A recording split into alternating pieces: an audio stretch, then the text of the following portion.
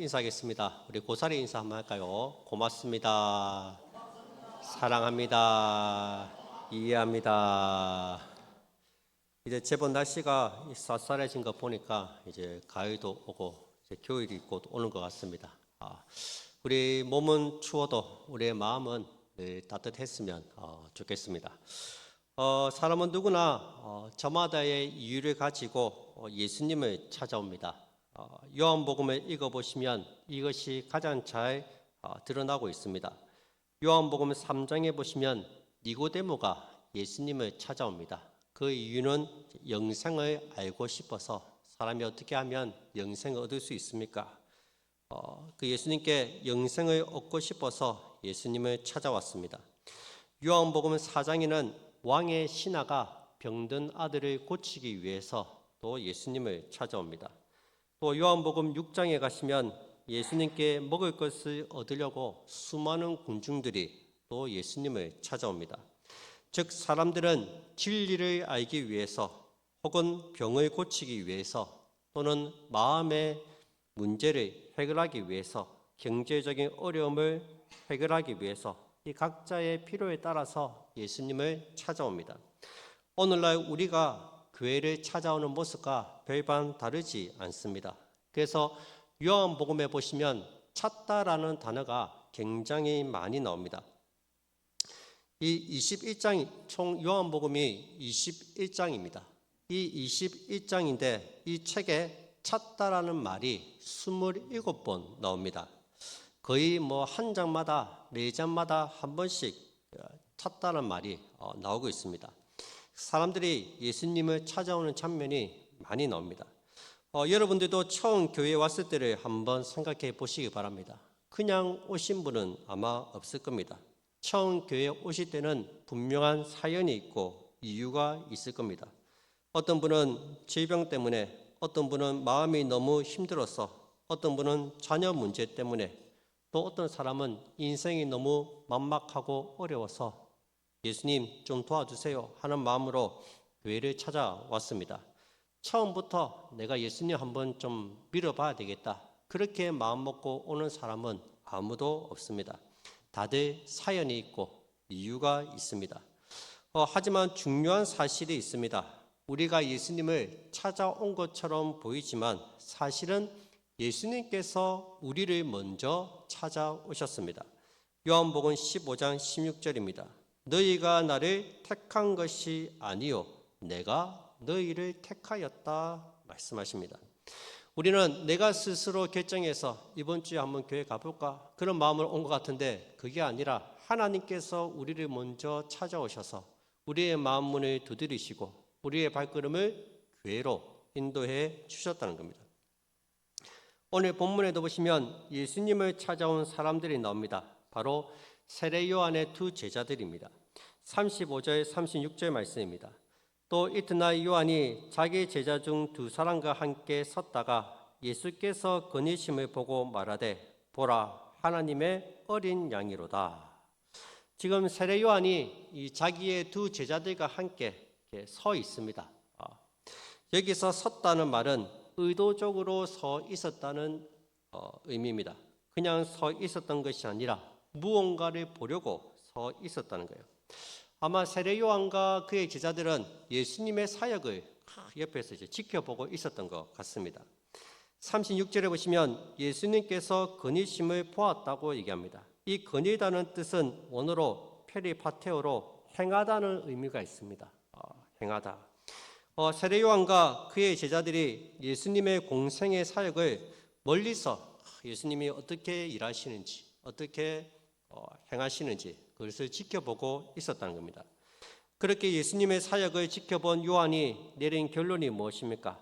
보라 하나님의 어린 양이로다.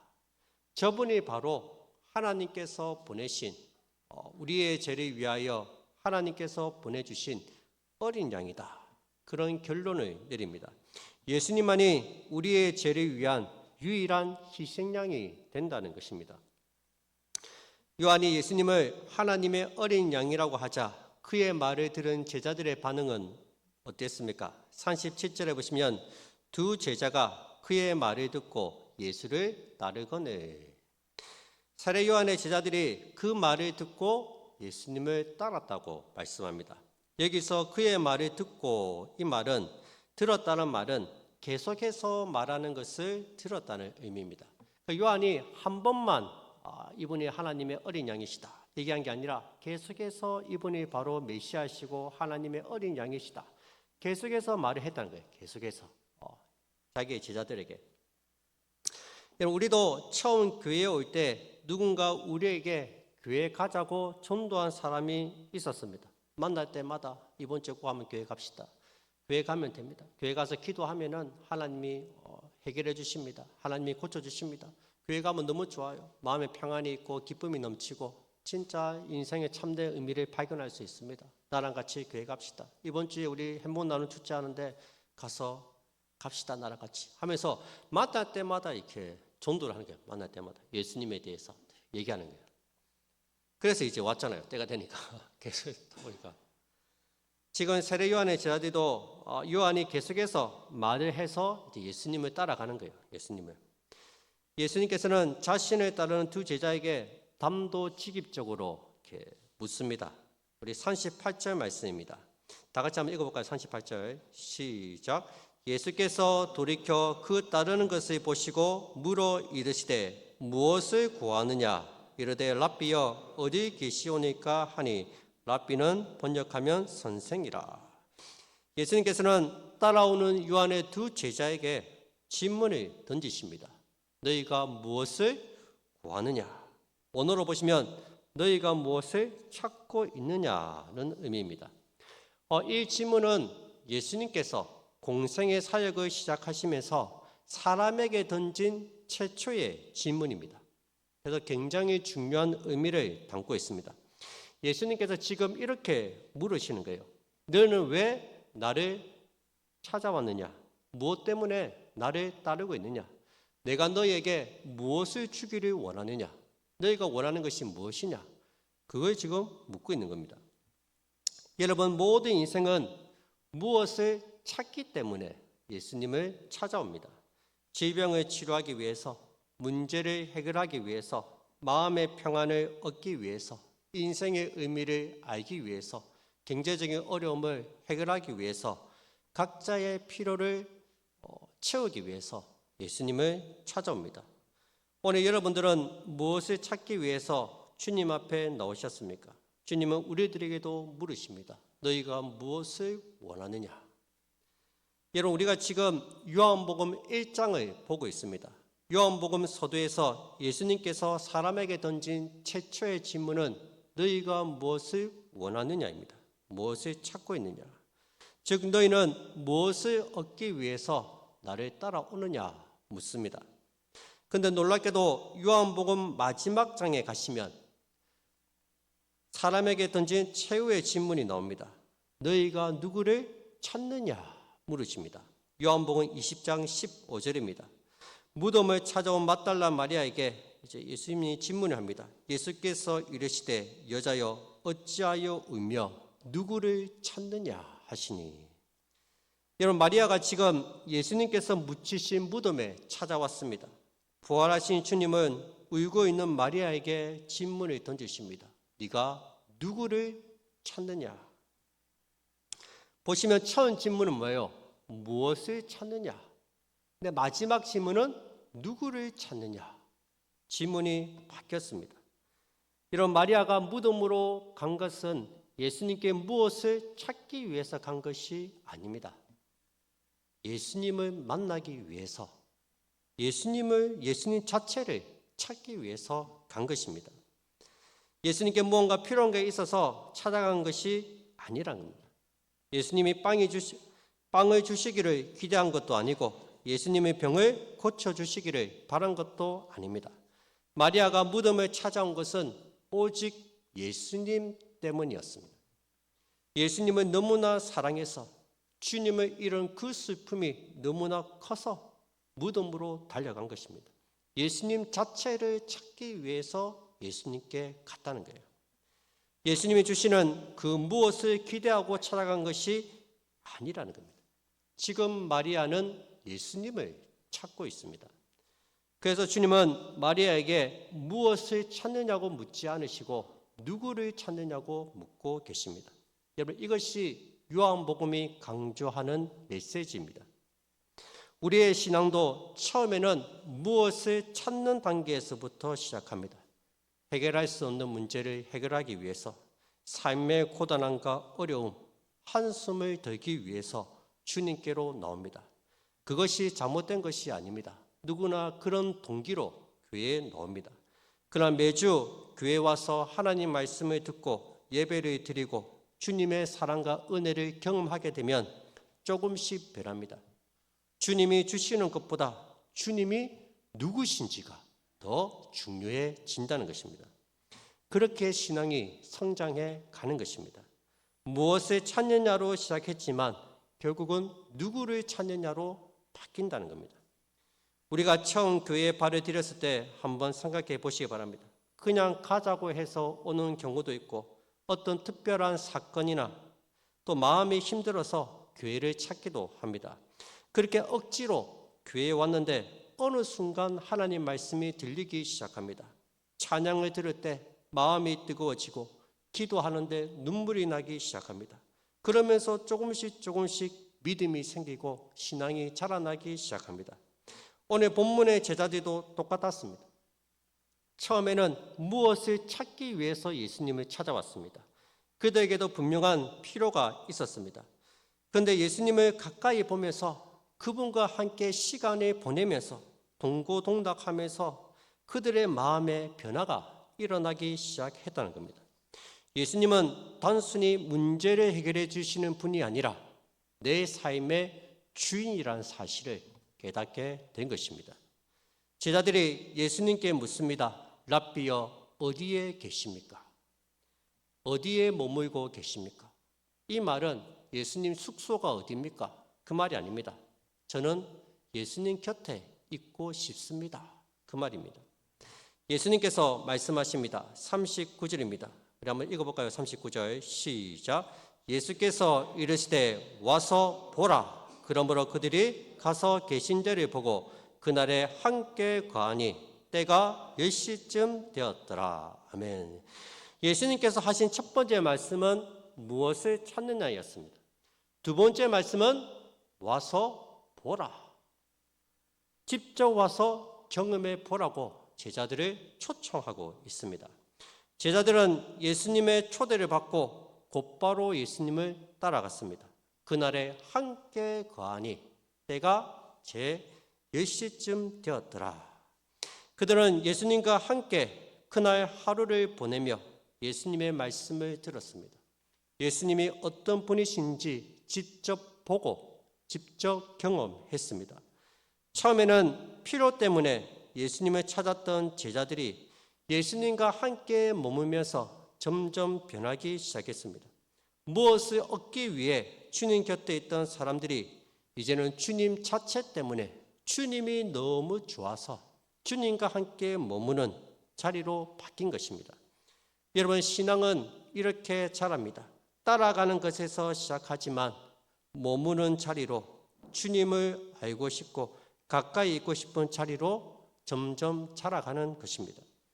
어떤 집사님의 이야기입니다. 이 집사님이 교회에 나오게 된 게 참 단순한 이유 때문이었습니다. 직장 생활이 너무 힘들고 스트레스를 많이 받다 보니까 이 온몸이 다 아픈 거예요. 이렇게 온몸이.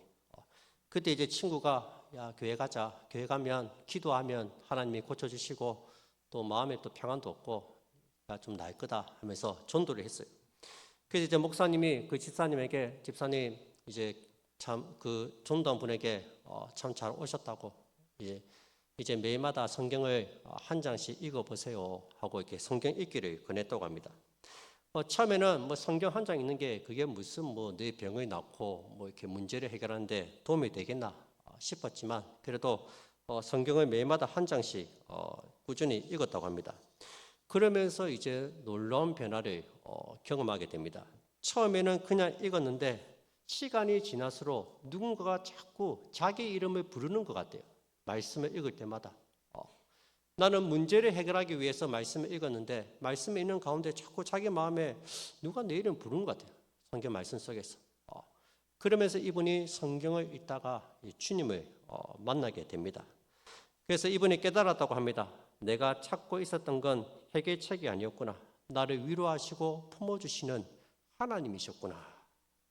그래서 이분이 하시는 말씀이 문제가 해결돼서 마음이 편해진 것이 아니라 주님을 만나고 나니까 제 마음의 평안이 찾아왔다고 고백했습니다. 여러분, 오늘 주님은 두 제자에게 와서 보라고 말씀하십니다. 이 말씀은 두 제자에게만 하신 말씀이 아닙니다. 우리 모두에게 주시는 하나님의 초대입니다. 진리에 목마른 사람, 삶의 의미를 찾는 사람, 마음이 지친 사람, 그 모든 사람들에게 와서 보라, 와서 나를 직접 경험해 보라고 말씀하십니다. 내가 너와 함께 하기를 원한다. 이제는 나와 함께 하자꾸나. 그렇게 말씀하십니다. 여러분, 이것이 기독교가 다른 종교와 다른 구별되는 가장 큰 특징입니다. 다른 종교는 길을 가르쳐 줍니다. 길은 네 안에 있으니까 네가 참선을 하든지 명상을 하든지 해서 네 안에서 길을 찾아가라 얘기합니다. 이 도를 배우면 지혜롭게 될 것이다 얘기합니다. 석가모니는 열반의 길을 가르쳤고 공자는 인간답게 사는 도를 가르쳤습니다. 하지만 예수님은 다릅니다. 예수님은 진리를 설명하는 분이 아닙니다. 주님 그 자체가 진리가 되십니다. 요한복음 14장 6절입니다. 예수께서 이르시되 내가 곧 길이요 진리요 생명이니 나로 말미암지 않고는 아버지께로 올 자가 없느니라. 우리 주님만이 아버지께로 가는 길이 되시고 진리가 되시고 생명이 되십니다. 그래서 가르침에서 멈추시지 않고 우리를 초대하십니다. 나에게로 오라는 거예요. 누구든지 와서 나를 경험해 보라고 말씀하십니다. 여러분, 그렇다면 우리가 해야 할 일이 무엇입니까? 두 제자가 그랬듯이 주님과 함께 머무는 것입니다. 그날에 함께 거하니 예수님과 함께 머무는 것입니다. 여기서 거한다, 머문다 이 단어는 요한복음에서 굉장히 중요한 표현입니다. 신약 전체에서 112번이 나오는데 그중 절반 이상인 66번이 요한복음과 요한서신에 집중이 되어 있습니다. 이 요한이 얼마나 이 단어를 강조했는지 알 수 있습니다. 주님은 그만큼 우리와 함께 머물기를 원하십니다. 교회에 와서 여러분 무언가를 배우려고 하지 마시고 주님 곁에 머물러 있으세요. 주님 곁에, 주님 품 안에 머물러 계시면 됩니다. 예수님 곁에서 예수님 사랑을 듬뿍 받으시면 됩니다. 주님의 은혜를 듬뿍 받으시면 됩니다. 여러분, 기독교는 종교가 아닙니다. 기독교는 생명입니다. 기독교는 예수님과 함께하는 삶입니다. 삶이자 생명이 됩니다. 종교가 아닙니다. 예수님과 함께 살아갈 때 우리의 삶이 풍성해지고 기쁨이 충만해진다는 것입니다. 여러분, 냉장고를 보시면 냉장고 코드를 뽑으면은 그 안에 있는 음식물들이 다 상합니다. 김치도 상하고 과일도 상하고 고기도 상하고 다 상합니다. 냄새가 나요, 냄새가. 근데 코드를 꼽으면 싱싱해지는 거죠. 김치도 싱싱해지고 과일도 싱싱하게 됩니다. 우리의 영혼도 똑같습니다. 예수님과 연결이 되면은 삶이 풍성해지고 기쁨이 충만합니다. 근데 예수님과 연결이 끊어지면 그때부터 삶이 힘들고 고달프고 원망과 불평밖에 안 나오는 거예요. 늘 예수님과 연결되어 있어야 됩니다. 늘 예수님과. 두 제자는 주님과 함께 거하는 것이 정말 기뻤던 것 같습니다. 그래서 시간을 기록해 놨어요. 시간에. 아무도 궁금해하지 않는데 여러분들 궁금합니까? 예수님 몇 시에 만났는지 궁금 안 해요. 근데 두 제자는 예수님과 함께 했던 그 시간, 처음 만났던 그 시간을 잊지를 못하는 거예요. 39절 마지막에 보시면 때가 10시쯤 되었더라 얘기합니다. 예수님을 처음 만났던 그때, 주님과 함께 거했던 그때를 잊지를 못하는 거예요. 10시쯤 되었다 얘기합니다. 우리나라 시간으로는 오후 4시입니다. 4시. 이때부터 주님과의 만남이 시작되었고 이때부터 평생 주님과 함께 동행하게 됩니다. 왜? 그들에게는 이 만남이 정말로 뜻깊고 잊지 못할 만남이기 때문입니다. 우리가 이 청년들이 서로 사랑해서 이렇게 만나게 되면 이날부터 우리 하루다, 첫날이다 해가지고 날짜를 기록해 놓잖아요. 그래서 뭐 만난 지 며칠 하고 이렇게 하는데 잊지를 못하는 거예요. 주님과 만난 이 시간에 주님과의 아름다운 만남을 통해서 무엇을 찾느냐에서 누구를 찾느냐의 삶으로 변화되기 시작한 것입니다. 주님과 함께 머물면서 그들의 삶이 변화되었고 참된 행복을 누리게 되었습니다. 여러분, 오늘 이 자리에 어떤 목적으로 오셨습니까? 어떤 이유로 예배 자리로 나오셨습니까? 그 이유와 목적이 무엇이든 간에 참 잘 오셨습니다. 주님께서 여러분들을 부르신 거예요. 내가 스스로 교회에 나왔다고 생각하지만 그렇지 않습니다. 주님이 우리 한 사람 한 사람을 다 불러주셨습니다. 이제는 주님과 함께 거하면서 주님과 함께 교제하며 살아가면 됩니다. 그러면 어느 순간 우리 안에 변화가 일어날 것입니다. 무엇을 찾으러 왔는데 이제는 주님만 있으면 됩니다. 다 필요 없습니다. 저는 주님만 있으면 됩니다. 주님 한 분만으로 만족합니다. 그런 사람으로 변하게 된다는 거예요. 다윗이 고백하죠. 다윗이 시편 23편 1절에 여호와는 나의 목자시니 내게 부족함이 없으리로다. 처음에는 뭔가가 부족해서 찾아왔어요. 이것도 있었으면 좋겠고, 주님 몸도 좀 건강했으면 좋겠고, 경제적인 문제도 해결됐으면 좋겠고, 자녀들도 좀 잘 됐으면 좋겠고, 뭔가 부족해서 찾아왔는데 예수님을 딱 만나고 나니까 내게 부족함이 없으리로다. 주님만 있으면 됩니다. 주님이면 충분합니다. 그렇게 고백하게 하신다는 거예요. 이 귀한 주님과의 축복된 만남이 저와 여러분들의 삶에 충만하기를 주님 이름으로 축복드립니다. 주님을 찾는 사람이 아니라 주님 안에 머무는 사람이 되시기를 바랍니다. 말씀 맺겠습니다. 사람들은 신앙이 성장하려면 뭘 많이 배워야 한다고 생각합니다. 그래서 나이가 들어서 신학교에 들어가서 성경을 배우는 사람들도 있고 제자 훈련 여러 가지 교리를 배우려고 합니다. 물론 배운 것도 중요합니다. 그러나 배운다고 해서 신앙이 자라지는 않습니다. 신앙이 자라기 위해서는 주님을 만나야 하고 주님 곁에 있어야 됩니다. 주님과 동행하는 삶을 살아야 합니다.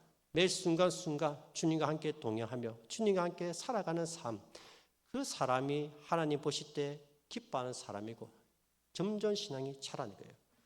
오늘 예배가 그런 주님과의 첫 만남, 아니 다시 만나는, 더 깊이 만나는 시간이 되었으면 좋겠습니다. 우리 모두의 삶 속에서 그때가 10시쯤 되었더라.